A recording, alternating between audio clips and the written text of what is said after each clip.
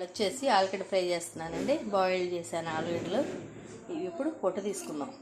ఇవ్వండి, ఒక ఆనియన్ 3 పచ్చిమిర్చి కట్ చేశానండి ఆలుగడ్డ ఫ్రైలోకి. ఇప్పుడు ఆలుగడ్డ ఫ్రై ప్రిపేర్ చేసుకుందాం. ఈ ఆలుగడ్డలు కూడా చిన్న చిన్న ముక్కల కింద కట్ చేసుకుందాం. పీసెస్ వేసేసుకుందాం.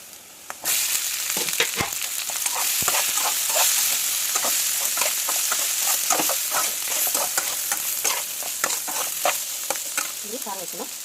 ఇదిగోండి సాల్ట్, ఒక స్పూన్ వేసుకోండి సాల్ట్, ఒక స్పూన్ కారం,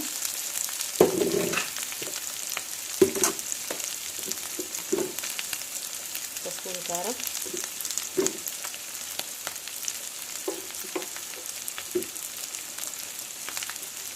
పెద్ద స్పూన్తో పెద్ద స్పూన్ అయితే 1 స్పూన్ అండి, చిన్న స్పూన్ అయితే 2 స్పూన్స్ వేసుకోండి.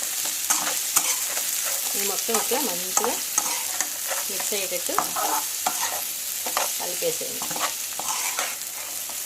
మేము కొంచెం కారం ఎక్కువే తింటామండి, అందుకని కొంచెం కారం వేసాను. కారం తక్కువ తినేవాళ్ళు కొంచెం తక్కువ వేసుకోండి,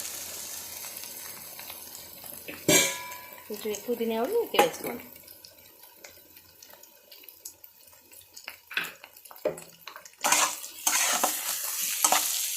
కొంచెం ఉప్పు పట్టుద్దండి.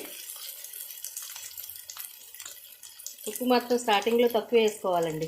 కారం కొంచెం అటో ఇటు అయినా తినచ్చు, కానీ ఉప్పు మాత్రం ఎక్కువైందంటే తిన్నాం.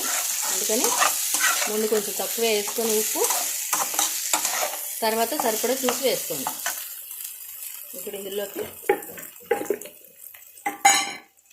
మసాలా పొడి అండి. మసాలా పొడి వేస్తాను కొంచెం.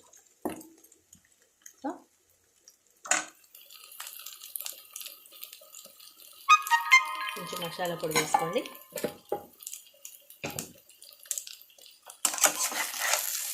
ఒకవేళ మసాలా పొడి వేయటం కుదరలేదనుకోండి, ఒక 2 వెల్లుల్లిపాయ రెబ్బలు చెదగొట్టేసి ఫ్రైలో వేసేసుకోండి. అట్లయినా మంచి టేస్ట్ ఉంటుంది. ఆలుగడ్డ ఫ్రై మసాలా పొడి వేసి ఇట్లా ఫ్రై చేస్తే ఇదో టేస్ట్ అండి.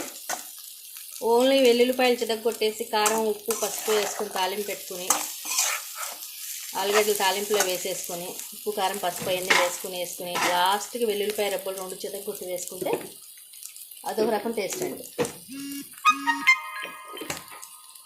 ఆలుగడ్డ కూర ఏ రకంగా చేసినా బాగుంటుందండి. ఆలుగడ్డ ఫ్రై రెడీ. అందరు ఇళ్ళల్లో రెడీ చేసుకోండి, టేస్ట్ చేయండి. నా ఛానల్ సబ్స్క్రైబ్ చేయండి, లైక్ చేయండి. ఆలుగడ్డ ఫ్రై రెడీ. బాయ్.